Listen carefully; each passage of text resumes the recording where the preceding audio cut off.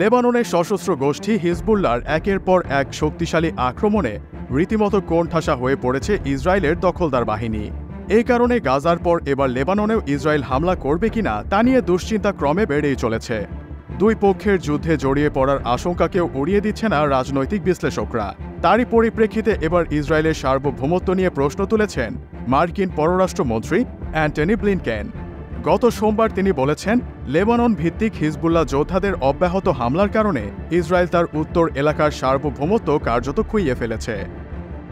ওয়াশিংটনের ব্রুকিংসে এক সাক্ষাৎকারে মার্কিন পররাষ্ট্রমন্ত্রী বলেন, লোকজন তাদের বাড়িঘরে যেতে নিরাপদ বোধ করে না।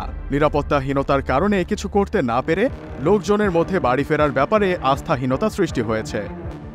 তিনি বাড়ি ফিরতে পারছেন না এমন প্রায় 60,000 ইসরায়েলি সম্প্রদায়ের ব্যাপারে এই মন্তব্যটি করেন। তাদের অনুপস্থিতিতে ইসরায়েলের এলাকাটি বিরানভূমি হয়ে পড়েছে। প্রায় 9 মাস ধরে সীমান্ত এলাকা উত্তপ্ত থাকার প্রেক্ষাপটে আন্তর্জাতিক সম্প্রদায় তৃতীয়বারের মতো লেবানন যুদ্ধের আশঙ্কা করছে। এদিকে যুদ্ধের শঙ্কায় অনেকেই লেবানন ছাড়তে শুরু করেছে।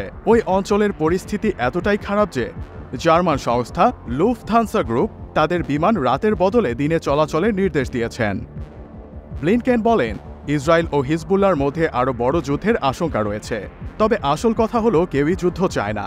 তিনি বলেন, আসল অ্যাক্টরদের কেউ যুদ্ধ চায় না। ইসরায়েল যুদ্ধ চায় না, যদিও তারা প্রয়োজন হলে যুদ্ধ করার সকল প্রস্তুতি নিয়ে রেখেছে। মার্কিন পররাষ্ট্রমন্ত্রী মনে করেন, হিজবুল্লাহ ইসরায়েলের যুদ্ধ হলে সবচেয়ে ক্ষতিগ্রস্ত হবে হিজবুল্লাহ, আর এই কারণে ইসরায়েলের সাথে যুদ্ধে যেতে চায় না তারা। এ ব্যাপারে তিনি বলেন, আমি সত্যি মনে করি না যে হিজবুল্লাহ আসলেই যুদ্ধ চায়।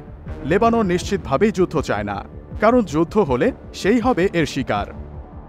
আবার একই প্রসঙ্গে তিনি ইরানকে টেনে বলেন, আমি বিশ্বাস করি না যে ইরান যুদ্ধ করতে চায়, কারণ সে চায় না যে হিজবুল্লাহ ধ্বংস হোক। তারা প্রয়োজন হলে হিজবুল্লাহকে সংযত করতে পারবে।